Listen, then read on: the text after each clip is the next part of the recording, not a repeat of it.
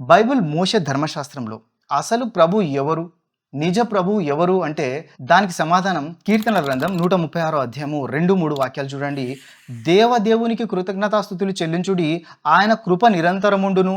ప్రభువునకు కృతజ్ఞతాస్తుతులు చెల్లించుడి, ఆయన కృప నిరంతరముండును అన్న వాక్యం కనబడుతుంది. ప్రభువు అంటే ప్రభువులకు ప్రభు అనే అర్థం, ప్రభువులలో ఒక ప్రభు అనే అర్థం కాదు. రాజులైన ప్రభువులు, ప్రవక్తలైన ప్రభువులు, చక్రవర్తులైన ప్రభువులు, నాయకులైన ప్రభువులు, దైవదూతలైనటువంటి ప్రభువులు, ఈ ప్రభువులలో ఒక ప్రభువు కాదు.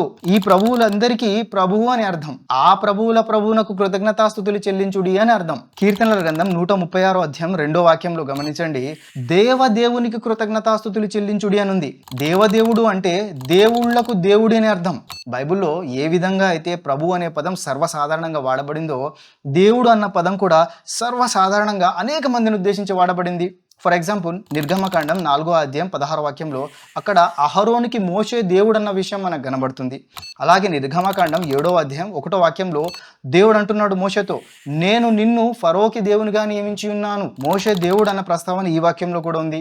అదే నిర్గమకాండం 21వ అధ్యాయం 6వ వాక్యంలో, నిర్గమకాండం 22వ అధ్యాయము 8, 9, 28 వాక్యాల్లో న్యాయాధిపతిని దేవుడు అని అనడం జరిగింది.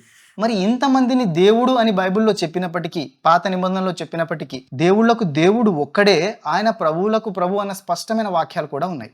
యెహోషువ గ్రంథం 22వ అధ్యాయం 22 వాక్యాల్లో దేవుళ్లలో యెహోవా దేవుడు, దేవుళ్లలో యెహోవాయే దేవుడు అని స్పష్టంగా చెప్పబడింది. యెహోవాయే దేవుడు అంటే యెహోవా మాత్రమే దేవుడు అని అర్థం. యెహోవాయే అసలు దేవుడు అని అర్థం. ఇర్మియా గ్రంథం 10వ అధ్యాయం 10వ వాక్యంలో చూడండి, యెహోవాయే నిజమైన దేవుడు, ఆయనే జీవము గల దేవుడు, సదాకాలము ఆయనే రాజు. బైబిల్ పాత నిబంధనలో అంటే యూదులు విశ్వసించేటటువంటి మోషే ధర్మశాస్త్రంలో అనేక మందిని ప్రభువులని, దేవుళ్ళు అని చెప్పినప్పటికీ, ప్రభువులకు ప్రభువు, దేవుళ్లకు దేవుడు ఒక్కడే, ఆయన యెహోవా అనే సందేశము స్పష్టంగా మనకి బైబిల్ పాత నిబంధనలో కనబడుతుంది. కాబట్టి యూదులు ప్రభువులకు ప్రభు అయినటువంటి ఆ ఒకే ఒక దేవుడైన యెహోవాను ప్రార్థిస్తారు. ఇక క్రైస్తవుల విషయానికి వస్తే,